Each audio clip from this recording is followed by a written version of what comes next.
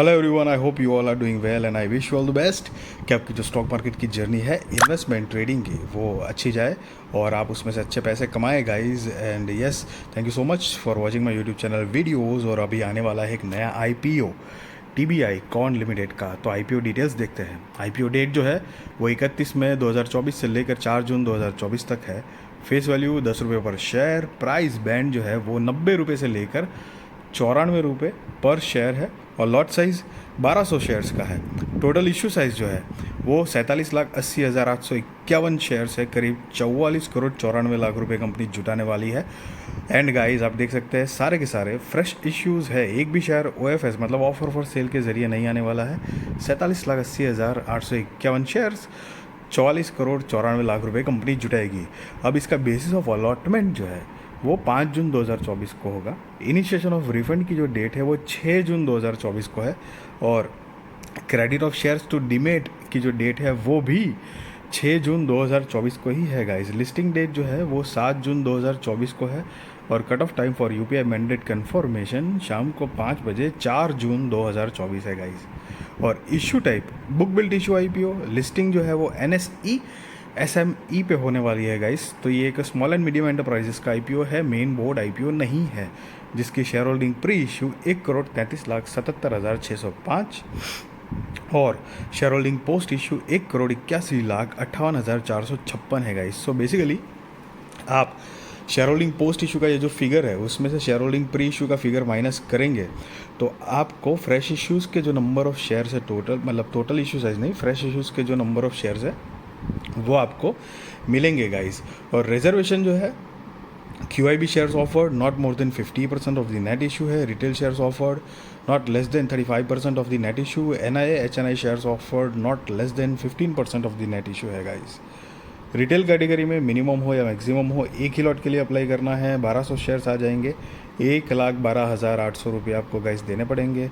HNI में minimum 2 lot के लिए अप्लाई करना है, 2400 शेयर्स आ जाएंगे, 2,25,600 रुपये आपको गाइस देने होंगे। और यस गाइस, SME IPO है तो 1 लाख से ऊपर की रकम ही आपको मतलब लगती है। IPO अप्लाई करने के लिए फॉर्मेट ही कुछ सिस्टम अभी तक तो यही इसी टाइप का है। दूसरी बात कि इसके अंदर लॉट में ही डील होगी गाइस, मतलब सिंगल शेयर्स जो है वो आप बेच नहीं सकते हो। मतलब एग्जांपल, आपने अगर एक लॉट के लिए अप्लाई किया, आपका IPO ये लग गया और जब आपको लिस्टिंग के बाद बेचना है तो सिंगल शेयर्स आप नहीं बेच पाएंगे। हाँ, ये एक बात ज़रूर हो सकती है कि मतलब चांसेस होते हैं कि लॉट साइज़ जो है वो चेंज होने के चांस होते हैं लिस्टिंग के बाद।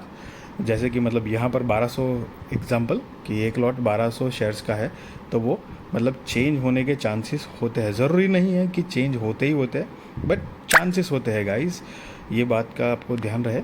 और प्रमोटर्स जो है वो Mr Yogesh Laxman Rajhans and Mrs Asha Laxman Rajhans जो कि कंपनी के प्रमोटर्स हैं और इनकी share holding pre issue 76.65%, share holding post issue 57.71% है। मतलब आफ्टर IPO इनकी होल्डिंग जो है वो 57.71% की हो जाएगी। अब कंपनी के बिज़नेस की अगर ब्रीफ आइडिया लें गाइस तो 2000 मतलब ईयर 2000 से इनकॉर्पोरेटेड है और कंपनी जो है वो मैन्युफैक्चर एंड एक्सपोर्ट करती है corn meal grits. The company is ISO 9001 2015, 22,000 2018 से सर्टिफाइड है। The company specializes in producing high quality corn, maize, gifts and related products in the Sangli district of Maharashtra. The company sells various products including fat-free corn grits, meals, cornflakes, stone-free broken maize and corn flour and turmeric finger. All products are made without chemical additives or preservatives and are GMO free.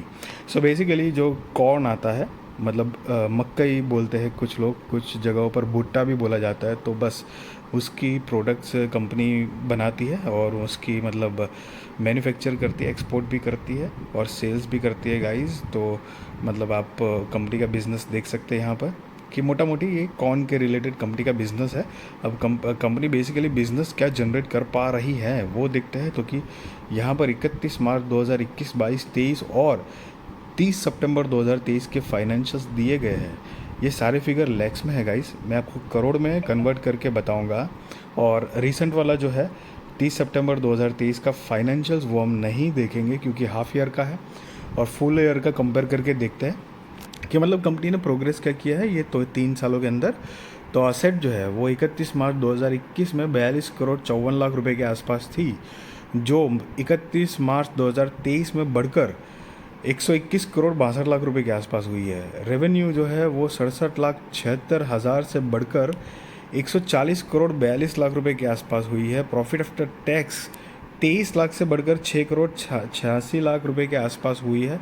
Net worth जो है वो 5 करोड़ 12 लाख से बढ़कर 26 करोड़ 77 लाख रुपए के आसपास हुई है। रिजर्व्स एंड सरप्लस जो है वो मतलब 2021-22 में तो नहीं दिखाई दे रहा है, लेकिन 23 से 16 करोड़ 77 लाख का कंपनी का रिजर्व्स था, और अभी करंट सितंबर 2023 के हिसाब से 26 करोड़ 27 लाख का रिजर्व्स एंड सरप्लस है। और टोटल बोरोइंग्स जो है कंपनी के ऊपर वो 23 करोड़ रुपए के आसपास थी, जो बढ़कर 63 करोड़ रुपए के आसपास हुई है, मतलब 63 करोड़ 52 लाख रुपए के आसपास। एंड गाइज यहाँ पर आप नीचे देख सकते हो अमाउंट इन लैक्स। अब बेसिकली कंपनी के बिजनेस के बारे में देखें तो बोरिंग्स तो बढ़ रही है, बट कंपनी का अगर आप रेवेन्यू और बेसिकली प्रॉफिट आफ्टर टैक्स जो है और वो एक अच्छे डिसेंट ग्रोथ है कंपनी के अंदर, तो यस बिजनेस पोटेंशियल तो थोड़ा सा दिख रहा है। मतलब ये जो 3-3.5 साल का कंपनी ने जो फाइनेंशियल्स रखा हुआ है यहाँ पर, और कंपनी का मार्केट कैपिटलाइजेशन भी 170 करोड़ रुपए का है, तो वो भी एक मतलब not so high not so bad type का है। क्योंकि जैसा कि मैंने ऑलमोस्ट हर मतलब मैं जो एसएमई आईपीओ में मैंने कई बार आपको बताया है कि मेजॉरिटी जो एसएमई कंपनीज जो होती है ना, वो 5-10 करोड़ से लेकर 150 करोड़ के आसपास ना निपट जाता है उसका मार्केट कैपिटलाइजेशन।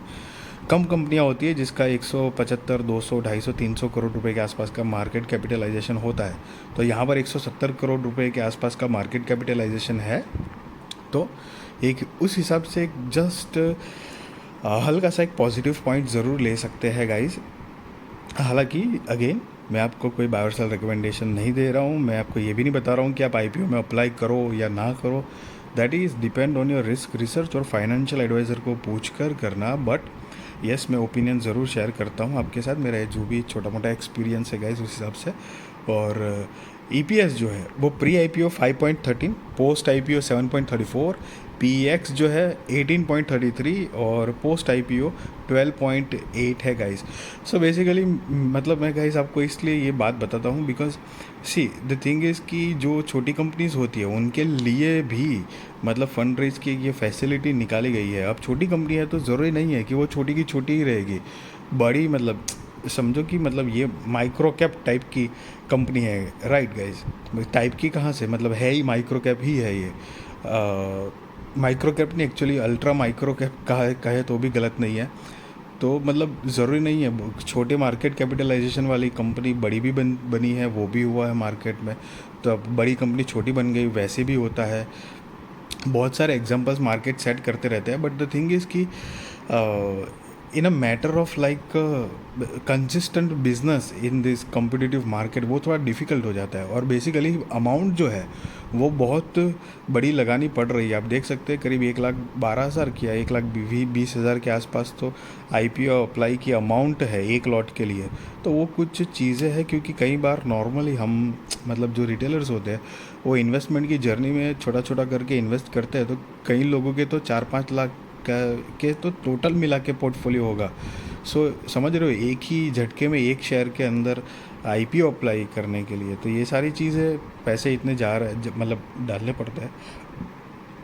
तो कुछ चीज़ें होती है जो हमको थोड़ा ध्यान रखना चाहिए। बट नेवरदलेस कभी नेगेटिव पॉजिटिव ऐसे मतलब मैं कोई इमेज नहीं बिठा रहा हूँ, बट एक ना लॉजिकल चीज़ होती है कि जैसे कि मतलब हम जब भी आप इन्वेस्टमेंट करते हो किसी कंपनी में, तो ये एक बेस लेवल पे जब सारे क्राइटेरियाज हम देखते हैं तो एक बेस लेवल पे एक चीज़ देखी जाती है किस मतलब micro cap, small cap, mid cap, large cap ऐसे करके। तो जितनी कंपनी का मार्केट कैपिटलाइजेशन बड़ा है, जितना पुराना डेटा अवेलेबल है, जितनी प्रॉफिटेबल है, फंडामेंटली स्ट्रॉन्ग है, वो सारी कंपनी पे हमको एक ट्रस्ट लेवल जो है वो थोड़ा ईजी बैठता है, ताकि मतलब वो हमारी प्रोबेबिलिटी ऑफ विनिंग जो है वो बढ़ने के चांसेस होते हैं। अल्दो मार्केट में there is never a guarantee type of investment हो या ट्रेडिंग हो, there is never a guarantee type of thing in the market कि भाई हाँ अच्छी कंपनी है तो फाड़ू परफॉर्मेंस देगी ही देगी या ऐसा ही होगा। नो, ऐसी कोई बात नहीं होती है। थिंग इज़ अच्छी कंपनी है, फंडामेंटली स्ट्रॉन्ग है, बहुत बढ़िया है, तो वो कंपनी में मतलब आपका पैसे डूबने के चांसेस, प्रोबेबिलिटी जो है वो कम होती है, ग्रो होने की प्रोबेबिलिटी ज़्यादा होती है। फिर वक्त के साथ क्या होता है वो देखते रहे, मतलब देखा जाएगा तब का तब, बट एटलीस्ट हम चॉइस तो बढ़िया रखेगा इस, समझ रहे हो आप। उस हिसाब से एक पोटेंशियल मैंने बात करी आपके साथ कि मतलब मार्केट कैपिटलाइजेशन को अंडरस्टैंड कराया आपको। सो नोट करो यहाँ पर कि ये जो EPS जो है वो बेसिकली उन्होंने प्री IPO और पोस्ट IPO कैसे कैलकुलेट किया गया है उसके बारे में गाइस बताया गया है। और ऑब्जेक्ट ऑफ इशू जो है मतलब कंपनी का, मतलब ये IPO लाने के रीजंस, तो कि यहाँ पर मेजरली 3 रीजंस दिए हैं। Expansion of existing unit to meet incremental working capital requirements, और तीसरा जो है वो general corporate purpose. So guys basically ये 3 मेजर रीजंस दिए हैं कंपनी ने IPO लाने के लिए। So be responsible trader guys, be responsible investor, value और money, and I wish you all the best कि आपकी जो स्टॉक मार्केट की जर्नी है, इन्वेस्टमेंट की, ट्रेडिंग की, वो अच्छी जाए और आप अच्छे पैसे कमाएं मार्केट से। And yes guys, once again मैं आपको कोई ये नहीं बता रहा हूँ कि आप IPO में अप्लाई करो ना करो, ना ही कोई बाय और सेल रिकमेंडेशन दे रहा हूँ गाइज। वीडियो अच्छी लगे तो ज़रूर लाइक शेयर सब्सक्राइब करिए, आपके सारे कॉन्टैक्ट के साथ भी मेरी वीडियो चैनल शेयर करिए ताकि उनकी भी स्टॉक मार्केट की जर्नी और भी ज़्यादा कॉन्फिडेंट, सक्सेसफुल और अवेयर हो पाए guys. Thank you so much for watching this video.